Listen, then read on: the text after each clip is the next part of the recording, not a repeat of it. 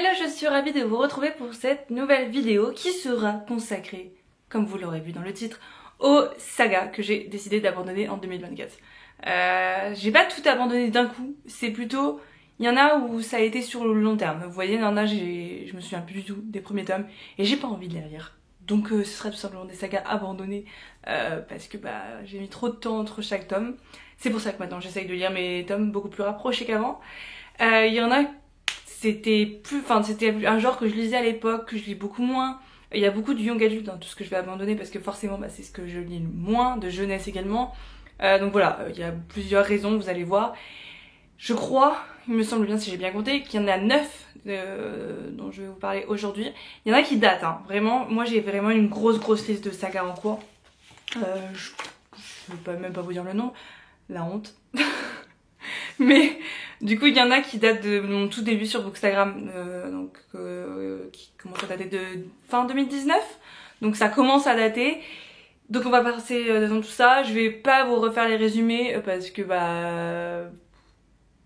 je les ai abandonnés. Si vous voulez, de toute façon comme je le fais tout le temps, je mets les livres que j'ai cités en barre d'infos et je vous mets des liens, donc vous pourrez retrouver plus facilement les résumés si ça vous intéresse ou pas. Mais je vais juste vous expliquer la raison pour laquelle je les ai abandonnés.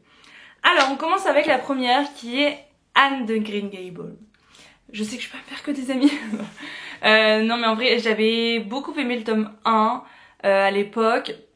J'avais lu le tome 2, écouté le tome 2 en audio. Et ça l'avait plus fait. J'étais plus fan de ces toutes petites histoires qui sont reliées oui et non, mais chaque chapitre ça clôture une petite histoire dans le monde de Anne.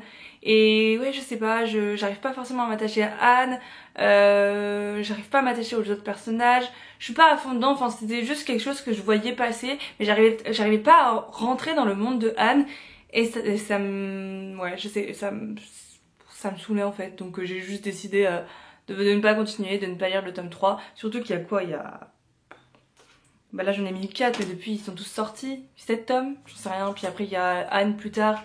Bref, ça m'intéresse pas plus que ça. La série sur Netflix m'a jamais non plus tellement intéressée, donc je me dis bon si un jour je reprends cette série, je pense que je regarderai plutôt la série télévisée plutôt que lire les livres, et puis voilà. De toute façon à un moment donné il faut faire des choix, donc voilà pour celui-ci. En plus, vous comprenez, c'est plus de l'historique. Hein. Ouais, c'est considéré comme de l'historique, je sais pas exactement. Et j'avoue que si c'était le moment, si j'avais été extrêmement fan, je l'aurais lu ici, parce que vous savez que Lucie Maud Montgomery, elle est... Alors, je vais pas me tromper, je sais plus si elle est québécoise ou canadienne, je sais plus. Mais là où elle a habité, c'est vraiment pas loin de Montréal, donc ça aurait été chouette de voir où est-ce qu'elle est née, etc. Mais bon, je suis pas une si grande fan que ça. Ensuite, la deuxième saga que j'ai décidé d'abandonner, que j'ai lu il y a très longtemps. Je pense que ça date de 2020, enfin très longtemps. Bon, dit comme ça, mais on dirait que ça date de plus longtemps dans ma tête. J'ai décidé d'abandonner Iskari.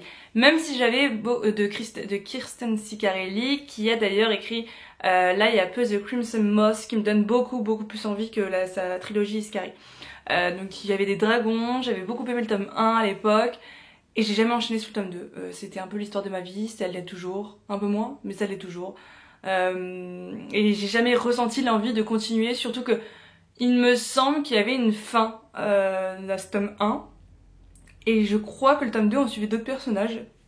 Et je sais pas, ça m'a jamais intéressé plus que ça, donc j'ai décidé de l'abandonner. C'est publié chez les éditions Gallimard Jeunesse. Je l'ai pas dit, mais Anne de Green Gables c'est chez Toussaint l'Ouverture. Donc voilà pour cette deuxième saga. Ensuite, j'ai décidé d'abandonner, je recherche dans mon carnet pour tout, puisqu'il y a vraiment énormément de choses là-dedans. Ah, ça commence à remonter là. La duologie Seul un monstre de, je ne sais plus, du coup je vous mettrai de toute façon toutes les couvertures ici. J'ai pas tant aimé que ça le tome 1, c'est fantasy, dystopie, fantasy young adulte. On parle de voyage, de retour dans le temps, de voyage dans le temps, deux clans qui s'affrontent, il y en a qui ont des pouvoirs particuliers, d'autres qui ont d'autres pouvoirs, enfin bref. J'avais pas accroché au personnage principal, j'avais pas accroché plus que ça non plus au personnage secondaire, y a rien qui me faisait rester dans cet univers en fait tout simplement. Et c'est vrai que j'avais trouvé beaucoup de facilité scénaristique dans ce premier tome. Et je sais pas, j'avais pas accroché plus que ça, malgré le fait que c'était, c'est Only a Monster en anglais, qui avait fait beaucoup parler de lui. Et puis le tome 2 est sorti depuis chez Lumen. Et j'ai jamais ressenti l'envie de me lancer dedans, donc je l'ai juste abandonné, et puis ça me dérange pas du tout. Vanessa Lane, non? J'ai des trucs qui pop comme ça parfois. Je crois que c'est ça le nom de l'autrice, mais je suis plus sûre. Ensuite, j'ai décidé d'abandonner Mystic Flown aux éditions Gulfstream, parce que pareil, j'avais pas accroché plus que ça non plus au tome 1. Je l'avais trouvé compliqué pour pas grand chose. C'est pas très gentil, mais je veux dire, ça aurait pu être beaucoup plus simple. Et puis le fait qu'il y ait des arcanes, etc. Enfin, c'était vraiment hyper intéressant. Les gros robots, on se serait cru dans Transformers par moment. Le monde de magie, l'académie, etc. Vous voyez, j'ai encore des souvenirs. J'avais trouvé ça intéressant, mais je sais pas, j'ai trouvé que l'autrice avait voulu compliquer l'intrigue pour le rendre peut-être plus young adulte, je ne sais pas. Et ça m'avait perdu à beaucoup de moments, et du coup, j'avais juste plus envie de retourner dans ce livre. Donc j'ai décidé d'arrêter, et puis voilà, depuis je crois que le tome 2 est sorti, il me semble. Je sais plus le nom de l'autrice, mais pareil, je vous le mettrai juste ici. La couverture, mais ouais, j'ai préféré arrêter parce que j'ai jamais ressenti l'envie de continuer. Donc voilà. Ensuite, ça je sais que c'est une saga qui est beaucoup appréciée, mais c'est tout ce que j'aime plus en romantasy. Genre vraiment, je l'avais lu, je pense que je l'ai lu un peu trop tard aussi, donc ça a pas dû aider. C'est un Sorcier Noir éternel de Bridget Kimmerer. J'avais d'ailleurs pris le spin-off de cette saga en anglais, je sais plus, qui est sorti il y a pas si longtemps, chez Rajo les deux. Et du coup je me suis débarrassée, non, ou alors non, c'est encore chez mes parents. Je vais me débarrasser quand je vais rentrer en France de ce spin-off, parce que ça sert à rien. Du coup j'ai pas aimé le début de la saga principale. C'était un retelling de La Belle et la Bête, et je pense que c'est aussi ça, il y en a eu beaucoup. Ça a été beaucoup comparé, parce que c'est sorti à la même époque, à Cotard, etc. Donc il y a beaucoup de choses qui ont fait que j'avais trop d'attentes pour ce livre. Bon, peut-être que si je l'avais lu au moment où où je l'avais vraiment acheté, c'est-à-dire il y a 2-3 ans, j'aurais vraiment pu l'adorer. Sauf que au moment où je l'ai lu, je lisais beaucoup moins de romantasy. Je lisais beaucoup de young adult, donc j'ai l'impression qu'en fait c'était un scénario que j'avais déjà vu, revu. Je sais que le tome 2 est beaucoup plus apprécié parce que c'est d'un autre point de vue, d'un personnage d'ailleurs que j'aimais bien dans le tome 1. Mais ça m'a jamais donné envie de continuer en fait, c'est tout. J'ai trouvé les personnages très clichés, des moments très cringe, j'avais pas du tout accroché à la romance. Enfin vraiment, ça l'avait pas du tout fait pour moi. Du coup, j'ai préféré mettre ça de côté, et puis voilà. Ensuite, la prochaine saga que j'ai abandonnée, c'est d'Écailles et d'Obscurité de Gaël Momon aux éditions Gulfstream. Pareil, j'ai pas tellement accroché, vous l'avez vu, j'ai mis des avis sur Instagram. Au tome 1, j'ai mis beaucoup de temps à le sortir, parce que en plus on le vendait un peu comme une série où les dragons étaient quand même pas mal présents, et finalement pas du tout. J'ai été hyper surprise, c'est pas tant le cas. Il y en a un petit, mais qui a pas une très grande importance dans le tome 1, alors peut-être qu'il prend de l'importance dans le tome 2, mais moi tu me vends un truc avec des dragons, je veux qu'il soit présent dès le tome 1, enfin voilà.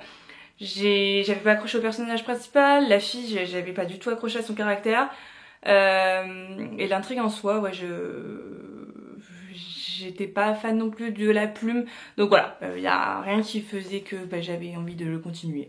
Mais bon, si ça vous tente, je crois que c'est une trilogie, il me semble, qui est complètement sortie là aux éditions Gulfstream. Donc ouais, si vous aimez la fantasy, enfin renseignez-vous si vous aimez la fantasy young adulte. Parce que elle est quand même beaucoup appréciée, donc pourquoi pas, et surtout c'est une fantasy francophone, donc c'est chouette. Et en plus c'est il me semble que c'était une bookstagrammeuse qui a écrit cette série, donc c'est toujours bien de s'entraider entre nous, donc voilà. Ensuite j'ai décidé d'abandonner les épreuves de... Non attendez, j'en ai loupé.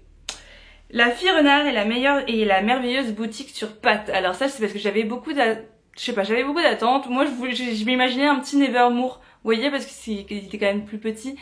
Et j'ai pas eu ce que je voulais. Oui, c'était mignon. Oui, une espèce de cabane avec, une espèce de salon de thé qui est sur des pattes et qui se transporte d'un endroit à un autre, où il y a une renarde qui apprend à faire des espèces de, c'est pas des potions, pas du thé, mais qui donne certains pouvoirs, etc. Je trouve l'intrigue très très chouette, mais j'ai pas été transportée en fait. Ça m'a pas donné, c'était pas aussi magique que ce que j'espérais, et ça m'a pas donné autant d'étoiles dans les yeux que ce que j'espérais, comme l'avait fait par exemple Nevermore ou le début de Gardien des Cités Perdues. Vous voyez, voilà.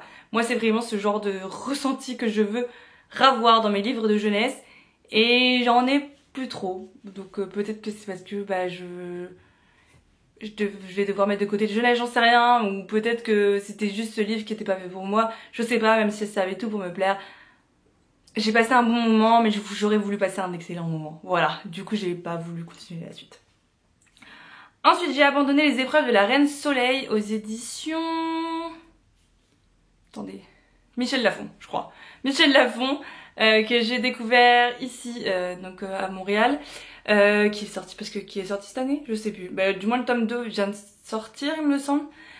C'était un titre qui était hyper attendu parce que ça avait fait le buzz sur BookTok. C'était un titre de romantasy adulte, il me semble plutôt. Et ça avait tout pour me plaire pareil, parce que ça parlait d'épreuves, d'une fille qui prenait le pouvoir, etc. Enfin bref, très féministe, et puis bah ça fait comme ça. Vraiment par contre ça a commencé très haut, parce que je me suis dit wow, j'adore son caractère, elle se laisse pas faire, etc. Et puis il y a eu le personnage, un des personnages masculins qui a été introduit, et le personnage de la fille a fait ça quoi, enfin vraiment. On est passé d'une nana hyper badass à quelqu'un qui disait amen à tout, qui se laissait faire pour tout, qui devenait une pain bêche avec les autres filles. Enfin vraiment je l'ai pas du tout aimé. J'ai pas du tout aimé son évolution, et du coup non, j'avais pas du tout envie de continuer la suite. En plus le plot twist on le voit arriver mais à 40 mètres là, enfin vraiment genre c'était pas possible. Voilà, il y avait pas de surprise, je me suis pas attachée au personnage et j'ai pas aimé la romance. Donc comment vous dire que non, je ne voulais pas continuer, même si je sais également qu'il y a le tome 2 il y avait un personnage qui était introduit rapidement dans le tome 1, qui allait prendre plus de place dans le tome 2. C'était un de mes personnages préférés, mais ça m'a pas donné assez envie parce que bah déjà j'aimais pas la protagoniste, donc j'avais pas envie de la retrouver dans le tome 2, clairement pas. Ensuite, j'ai abandonné... C'est quoi ça déjà ? Oh waouh! Eh bien je ne me souvenais même pas de ce nom, pour vous dire à quel point ce livre a eu zéro effet sur moi. En fait c'est parce que je pense que j'ai mis le nom de la saga complète, et moi je connaissais le titre du premier tome. Donc c'est la série La Maison des Morts, et c'est le tome 1, La Forgeuse d'Os de Nikipo Preto. Pareil, qui me semblait vraiment bien au pitch, parce que encore une fois ça mettait en avant une protagoniste féministe hyper badass dans un monde sauvage, entouré de morts. Enfin vraiment c'était... Et puis il y avait la magie des eaux, enfin vraiment je sais pas, il y avait beaucoup de choses qui m'interpellaient là dans tout ça. Et encore une fois, j'ai pas accroché du tout à la relation principale, ni au personnage féminin, que plus à passer, moins je pouvais me la voir. Enfin vraiment, elle était insupportable. Autant le protagoniste masculin au départ, il m'agaçait, et puis plus ça avançait, plus je le comprenais. Je me disais mais mec, comment tu fais pour la supporter? Genre c'est pas possible. Et mais elle, je pouvais plus, du coup j'étais même plus intéressée par... J'ai mis longtemps à le lire en plus celui-ci.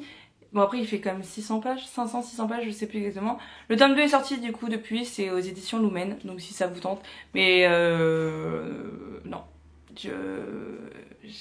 Des moments de toute façon où je peux pas me lairer le personnage principal, je vois pas pourquoi j'aurais envie de continuer dans le tome 2.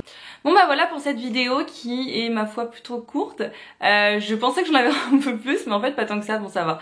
Je pense que si je vérifie bien et quand je rentrerai en France en 2025, je ferai un gros tri, parce que je pense qu'il y en a plein qui vont partir de ma palle. Ce qui promet, je peux vous le dire, un énorme book and haul quand je rentrerai en France en janvier.